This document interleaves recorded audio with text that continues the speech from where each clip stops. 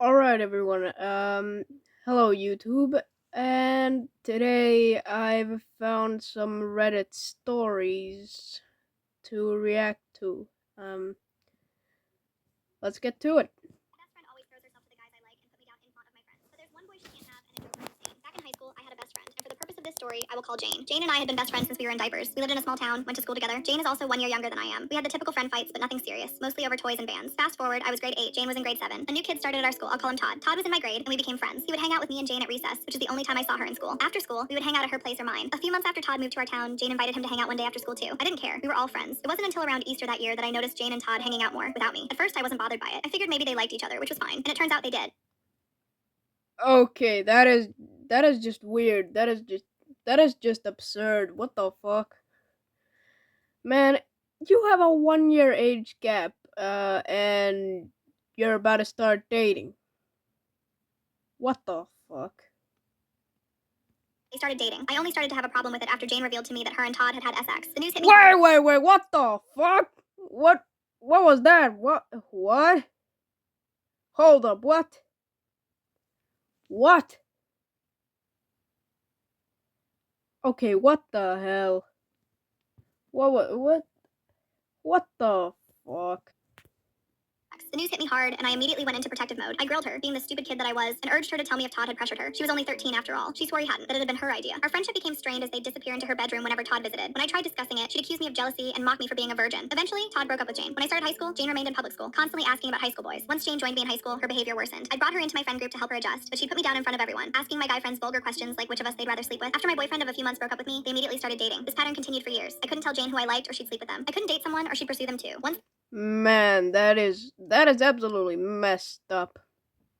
That's messed up. Whatever the OP is about to do, I completely accept that. I completely accept whatever she's about to do.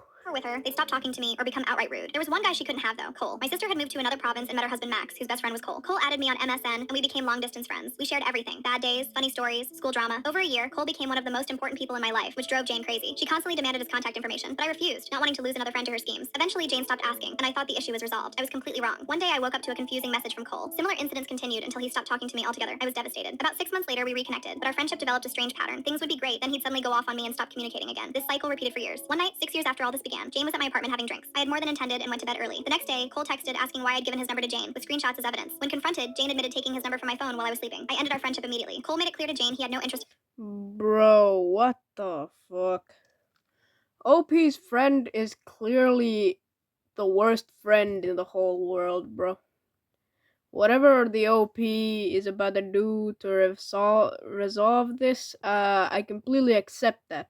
Talking to her. Over the next 15 years, Cole and I continued talking through life's ups and downs. Last year, I flew down to visit my sister Max and their kids. Now I live there with Cole. 2 days ago, we had a stupid fight. During the argument, Cole referenced a conversation we supposedly had years ago. I was confused because we never had that conversation. He said, "Oh, maybe it was when you were staying at Jane's place then, but we definitely had that conversation." Something clicked. I watched his expression as I went from angry to confused to shocked in seconds. I asked about the times he'd stopped talking to me, and everything aligned with periods when Jane was around. It turned out Jane had been impersonating me on my MSN, my Skype, my Facebook, and sometimes my cell phone for years. Cole recalled sexual conversations that never Isn't that fucking illegal?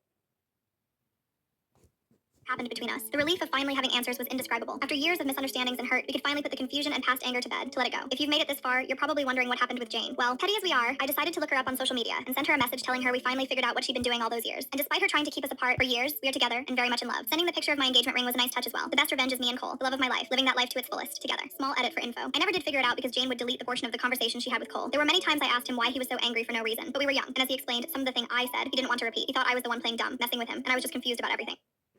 I slept with my 7. Alright, reasonable crash out. Alright, what am I reading on screen?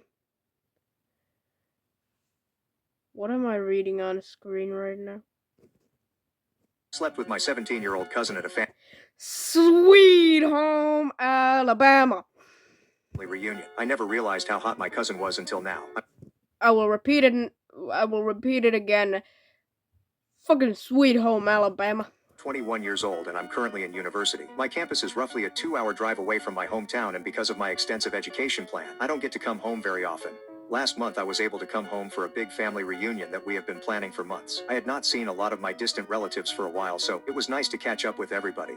There was one person that stood out amongst the rest. My cousin who I hadn't seen in 5 years, and to say the least she had changed drastically. I approached her and started a conversation, and within minutes I could tell that she was attempting to flirt with me. Unfortunately, What the fuck? Tell me why. Why? Why? my morals didn't kick in right away and I continued to flirt with my 17-year-old cousin for And she's not even legal. You're not even legal. Come on! the remainder of the night. I couldn't break the thought of how attractive she was, and when my mom Sweet home, Alabama.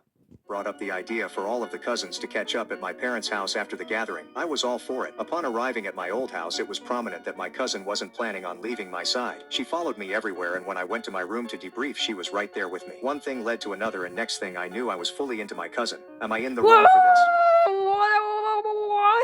What? What? Alright, you are definitely in the wrong for that. You are definitely in the fucking wrong for that one. What? Why? Why on earth did you do this? Man. My mom. Why? Alright. Next story. Yeah, I know this is about to be a bit more tame than the others. Compared to the others. Mom killed my daughter. Our 2-year-old daughter drowned in my mother's pool. Man, that is absolutely fucked up. That is sad, man. That's sad.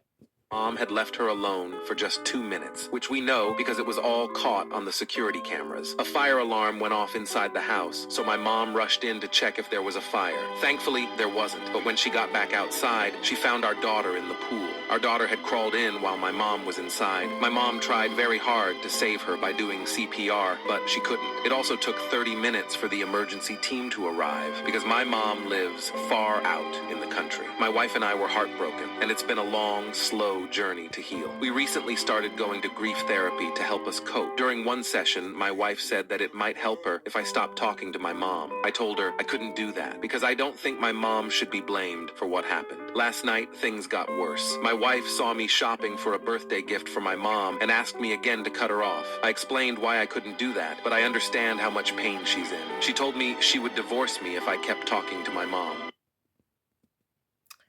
Alright, that is messed up.